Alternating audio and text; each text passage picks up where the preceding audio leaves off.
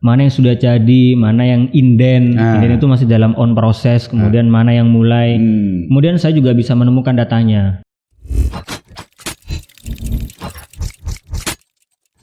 Assalamualaikum warahmatullahi wabarakatuh. Jumpa kembali dengan saya Aliman Haris di Saidon Sandasan. Kali ini langsung saya sapa adinda saya yang sekarang menjadi tokoh desa meskipun muda. Assalamualaikum Dinda. Waalaikumsalam warahmatullahi wabarakatuh, senior. Ya, sebetulnya yang sering bersama saya adalah bapaknya almarhum Allah maghfirlahu. Tapi sekarang beliaulah yang melanjutkan tugas dari almarhum di desa Alang-Alang. Ya, adalah kepala desa Alang-Alang.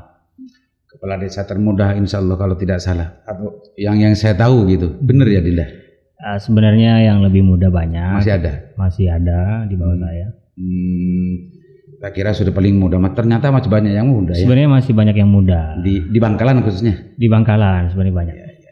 Tapi yang lebih yang penting untuk saya dalami itu adalah bagaimana beliau menjalankan tugas sebagai kepala desa dan bagaimana membangun desanya. Karena saya dengar kemarin Alang-Alang mendapat Madura Award katanya. Dan saya juga sering mendapatkan informasi tentang masalah bagaimana progresivitas pembangunan di Alang-Alang. Coba sedikit ceritakan Dinda, karena Dinda kalau dilihat dari umur kan sangat muda gitu ya. Tapi sanrasan di mana-mana itu bahwa Alang-Alang, desa Alang-Alang ini tumbuh luar biasa setelah Dinda diangkat dan dilantik sebagai kepala desa. Silahkan Dinda. Baik, terima kasih Kak Aliman, senior saya.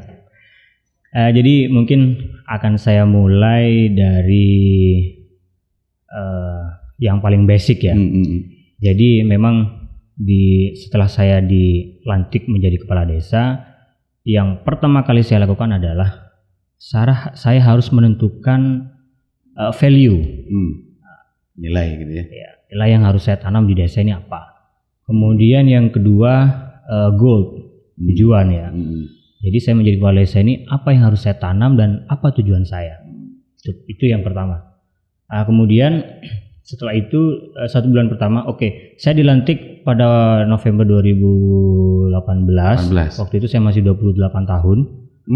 Waktu itu dilantik ya, 28 tahun. Sekarang sudah tahun kedua saya, sudah 2 tahun. Jadi saya sekarang umur 30. Jadi gitu. Yang saya lakukan adalah setelah saya melihat, saya mencoba masuk dalam masyarakat. Waktu itu saya temukan persoalan di desa ini adalah yang pertama harus saya benahi adalah administrasi. Administrasi desa dan pelayanannya. Jadi setelah saya lihat, wah ini kok kayaknya tidak ada yang sistem yang terbangun. Akhirnya saya bangun sistem. Pertama adalah saya buatkan surat tanda terima. Jadi setiap orang yang melakukan pelayanan, entah itu buat itu dibuatkan tanda terima. Pelayanan publik maksudnya ya. Tanggal berapa, sekian, dan ada nomor telepon dan nomor WA-nya. Jadi mungkin kalau misalkan saya buat KTP, nanti kalau misalkan tanya ke perangkat desa, tanggal berapa, sekarang sudah berapa hari, itu baru kita bisa bisa dikontrol gitu ya. Bisa kita temukan. Sebelumnya nggak pernah ada gituan ya. Sebelumnya tidak ada. Artinya orang ngurus gini nggak ketahuan berapa lamanya, bahkan sudah sampai ada 1 tahun nggak jadi gitu. Itu sebenarnya persoalan yang sangat mendasar yang harus kita bangun. Itu pertama. Sarana kontrolnya. Adalah memberi tertib administrasi dulu gitu ya. Betul. Sehingga ketika melihat administrasi bahwa lamanya waktu pengurusan dan macamnya mestinya sudah jadi bisa diketahui. Kalau tidak tercatat kan memang bertahun-tahun kalau. Mana yang sudah jadi, mana yang inden itu masih dalam on proses, kemudian mana yang mulai. Kemudian saya juga bisa menemukan datanya. Jadi satu bulan itu orang yang buat KTP berapa, yang buat KSK berapa, terus yang kemudian yang orang pindah kawin berapa, pindah domisili berapa, itu semuanya terdata. Kemudian setelah 2 bulan saya jalan, saya menemukan gini, wah ini saya kurang puas. Saya melayani masyarakat ini dengan kurang puas. Akhirnya waktu itu saya langsung ide itu muncul, saya harus menggunakan teknologi dalam melaksanakan kegiatan administrasi pelayanan ini. Akhirnya saya menentukan bahwa saya harus melakukan pelayanan secara administrasi, pelayanan secara digital. Nah, Ya terus caranya gimana? Nah, akhirnya saya coba untuk berkomunikasi dengan beberapa orang di Bangkalan ini, saya cari-cari, akhirnya ketemulah dengan salah satu dosen di UTM, di Fakultas Teknik. Akhirnya lewat dosen itu saya dipertemukan dengan Pak Dekan dengan waktu yang sangat singkat waktu itu, tidak sampai setengah jam. Saya sampaikan, Pak, saya butuh pelayanan berbasis teknologi informasi dan digital untuk melayani masyarakat saya berbentuk web ataupun berbentuk aplikasi. Akhirnya oke. Pak Dekan langsung oke. Tidak ada babi bilang, Pak Dekan langsung oke. Gak ada babi Bu ya? Gak ada, langsung oke. Kemudian yang kedua saya sampaikan, Pak, saya juga butuh rintisan BUMD desa yang berbasis industri karena di sana punya jurusan industri. Oke. Apanya? Yang industri itu di teknik? Bukan fakultas lain ya? Fakultas teknik itu ada jurusan informatika dan jurusan industri. Akhirnya minggu pasca deal dengan Pak Dekan itu drafting, kita langsung drafting MOU, MOU-nya dikirim, saya revisi. Akhirnya 1 minggu kemudian di awal Januari saya sudah MOU, disaksikan oleh camat, disaksikan oleh Muspika semuanya. Jadi Desa Alang-Alang untuk pertama kali MOU dengan Dekan Fakultas Teknik UTM waktu itu, Pak Prof Rahmat. Kita MOU di 2 hal, pelayanan berbasis teknologi informasi digital dan kemudian BUMDes berbasis industri. Agustus 8 bulan saya proses saya launching. Jadi aplikasinya sudah siap, sudah jadi dan sudah jalan dan bisa di download di App Store, di Play Store. Jadi sekarang itu sudah jalan dan masyarakat sekarang sudah tidak seperti lagi, sudah tidak manual lagi kalau di Alang-Alang. Artinya pelayanan itu intinya pada partisipasi.